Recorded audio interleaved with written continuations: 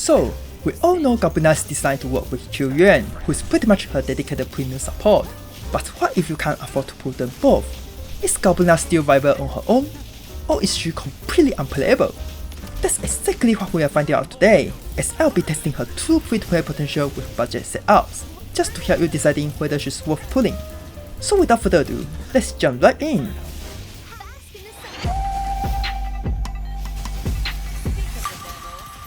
Alright, just before we start, due to the limits of weekly materials, it's impossible to fully max out on day 1, which makes her a lot weaker than she's supposed to be. So to balance that out, I've decided to give her the signature Lust and Umbra instead of the more free-to-play Static Mist. And based on my calculations, it's actually just slightly weaker than a fully maxed out Galbrena with Static Mist. So all the numbers you're going to see in this video is pretty much the true performance of a free-to-play Galbrena. On the other hand, if you're going for her signature, your maxed out damage will be around 35% higher than this, which is a very significant boost, as usual. Now as for her echoes, we're sticking with the 2+3 combo just like before, using the latest echo set, Flame Wings Shadow. But one thing worth mentioning is that you should put the C3 Colossalus in the first slot, since it's the only one that passively buffs fusion and echo damage, so make sure to farm a good piece of this in the overworld or Tassel field. Forte wise, like I mentioned earlier, we can't max her out yet because of the weekly materials, and since I'm already using her signature to balance that, I decided to keep everything at level 6 to keep things consistent. Anyway, as for the upgrade priorities, focus on her basic attack and Forte circuit first, then followed by Liberation and Resonance skill. No need to waste the materials on her outro like me, because it's absolutely terrible, way weaker than most characters. Alright, so when it comes to her mechanic and gameplay, well, I'll say she's among the most brain-dead easy DPS, so simple to the point that you don't need any tutorials to do well with her, which is good, especially for the beginners. Starting from idle, all you have to do is spam whatever attacks you like until the middle bar is full. Basics, heavies, skills, dodge counters, anything except for her Liberation, which is reserved for later. Once the bar is full, activate her Liberation, transform with her special skill, and that's when you start dishing out real damage, which once again is done by spamming any attacks you like, until the bar is fully exhausted. And that's all. Really simple. As for other mechanics, one of her passive rewards you for using different attacks, so as long as you miss them out randomly, it's basically a permanent 20% damage bonus on all her damage. The other passive, however, well, it has nothing to do with her gameplay at all, but mainly affecting your teammate choice, which I'll be explaining in the team build session later. Alright then, if you're serious about mastering Galbrena, especially if you're going to pair her with heavy attack buffers such as Mortefi and Qiuyuan, well, please pay close attention to this session, as things are totally different than before. So long story short, Galbrena is the main DPS with mixed damage types, and if you just spam the basic attacks, she'll keep repeating the last 3 hits in the combo, meaning only about 40% of them actually count as heavy attack, while the rest are all considered echo damage. While this works greatly for those planning to pull Qiuyuan, who massively buffs the echo damage, it's extremely efficient for players going for Mortefi. So to fix this problem, you have to break her combo by mixing in other attacks, cancelling the last 2 hits. The best way to do this is by using the very first hit of her heavy attack, which naturally transitions into the second hit of her basic attack as shown above.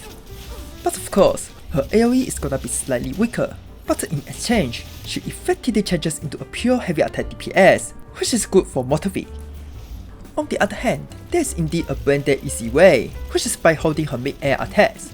But as trade-off, her AoE is gonna be even worse, along with the fact she drains stamina incredibly fast, especially if you're chasing enemies around.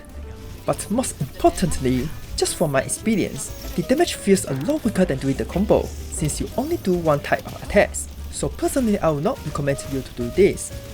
Lastly, you can cancel the combo by using her skill, which can immediately follow up with her mid-air attack. So once you get the hands of all of this, you can mix all these different cancelling into her rotation, which not only makes her a heavy attack DPS, but also dealing more damage thanks to her passive. Quite far from brain-dead easy, right? But of course, all these combos are only needed if heavy attack buffer is all you have got. For those who are pulling Qiuyuan, just ignore everything here and start spamming her basic attack without any care. That's the best combo for him. Alright, so now when it comes to her team building, let's go over her final passive real quick. Long story short, for every echo skills your team triggers, Galbrena gains a 12% damage bonus to all her attacks, up to a maximum of 60% from 5 echo skills. But just like Phrolova, each echo can only trigger it once, meaning unless your teammate has built-in echo skills, namely the Harvest Trio, Cantarella, Phrolova, Rocha, and coincidentally the upcoming Qiuyuan, you are stuck with 3 echo skills, missing 24% damage bonus just like that. So yeah, it's pretty obvious they're pushing hard to sell Qiuyuan with Galbrena. And personally I'm not going to pull him. Not for the meta reasons, but just because the whole thing feels way too forced and out of place. A cool distant swordsman whose main gimmick is turning into a monster? Hell no! Besides, even though he's tailor-made for Galbrena, it doesn't buff heavy attack damage, which is a pretty decent part of the damage output even with the best combo. So he's not even doing his job properly as a dedicated support in a sense, which is just funny at this point. Well anyway, enough ranting about Qiuyuan, so let's get back to our Galbrena's team building. As mentioned, she has split damage types, so the first ones you should look for are those who buffs the fusion damage, since it boosts all of Galbrena's attacks, saving you the hassle of mastering her combo. So the fusion trio, Charlie, Brant, and Lupa are all excellent teammates, especially Lupa since she provides more buff than the others, even more so if you pull her signature weapon. Aside from them, Cantarella is a fairly good choice, because even though she doesn't provide any buffs on her own, Galbrena's having 24% extra damage bonus thanks to her echo skills, which actually makes her better than most supports. On the other hand, Phrolova is also an excellent choice, despite contributing just 1 extra skills, and the fact that Galbrena can't activate her off-field damage, she's still better than most supports for Galbrena. By the way, since her best support Cantarella also happens to be able to support Galbrena, it's actually perfect for Galbrena to join the Harvest team, and personally I really think this is one of the best teams for her at the moment, which I'll talk about in more in the showcase later. Now the same idea could be applied to the Fusion duo, where Galbrena joins the Fusion team as the third member. Though just from my experience, its synergy is not really as good as the former, which I'll explain later too. Lastly, if you don't have any of the characters I mentioned earlier, your best bet is to learn the advanced combo, and pair her with the heavy attack buffer, namely Phrolova, and finally our free-to-play Mortefi, which I'll focus more on him later in the showcase. So there you go, here's basically the summary of her team building, and it goes without saying, Verina and Shopkeeper is having another overtime once again. Alright, so first up in the showcase is obviously the most budget team with CC's Mortefi, which is pretty fortunate he's on the same banner as Galbrena. To explore its full potential, I've tested it against the Tower of Adversity, and I've got to say, man, what a huge disappointment. Maybe it's because of my skill issue, but as someone who played a ton of Mortefi with Qiuyuan and Augusta, I really doubt that's the main reason, as I can full star most chambers with them without any trouble. But for Galbrena, I could barely clear the left and right 4 in time, and this got even worse in the mid tower as I barely managed to get 2 stars in the first 2 chambers, let alone the 3rd and 4th. So I've got to admit her damage isn't as good as we thought, and unfortunately, this is just the beginning.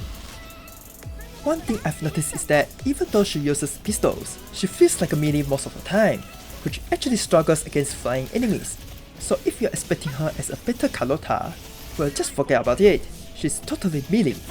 But luckily her tracking is actually pretty insane, as you can see in this footage where she can chase after Hecate without any trouble. So at the very least, she's not afraid of highly mobile enemies, which is a nice perk.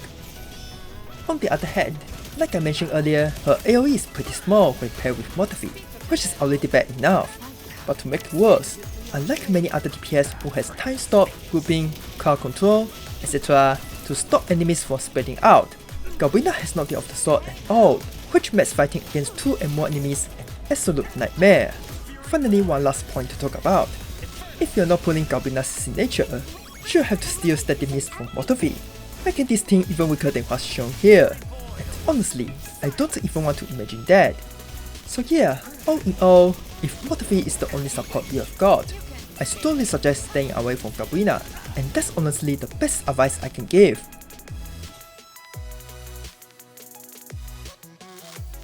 Alright, since I'm not satisfied with Mortefi, I decided to jump right to Phrolova, who is one of the best support for Galbrena. Maybe things will become much better. So with her off-field crowd control, Galbrena definitely feels much smoother to play, especially against multiple enemies, but in terms of damage output, I still couldn't full start the mid tower with this team. Even if I could, it would just be barely, as you can see how close I am in this footage.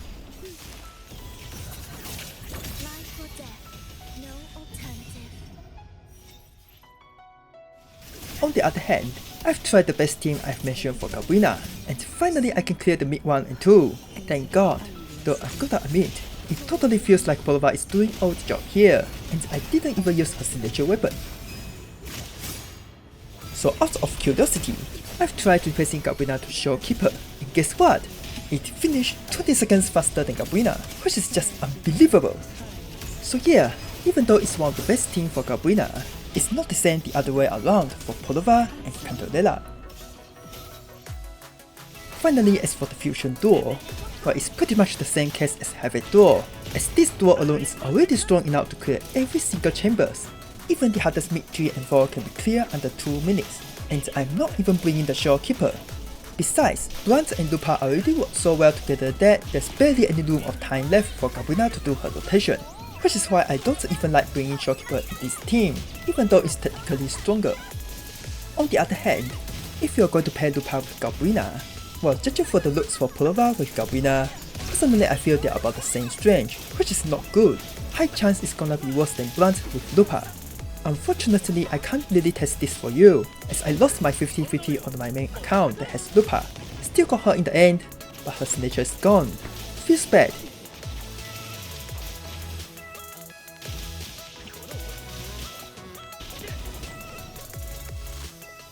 So finally, as conclusion, if you're not going to pull Qiuyuan, meta-wise there's absolutely no reason to pull Galbrena, as she's basically a heavy attack DPS that's worse than Agusta in every single way. Seriously, easier to play, having better damage with Mortefi, much larger AoE with time stalk and grouping, and finally having a dedicated support who is stronger than Qiuyuan in every single way as well. So yeah, no offense for Galbrena mains, but she just feels really bad, especially for free-to-play players. But even so, I myself still pull her on both accounts, just because I love Jackpot, if you know what I mean. Jackpot. Well, anyway, that's the end of this video. If you enjoyed it, please like and subscribe, and share your thoughts on Galbrena in the comment section. Thanks for watching, and I'll be seeing you in the next one.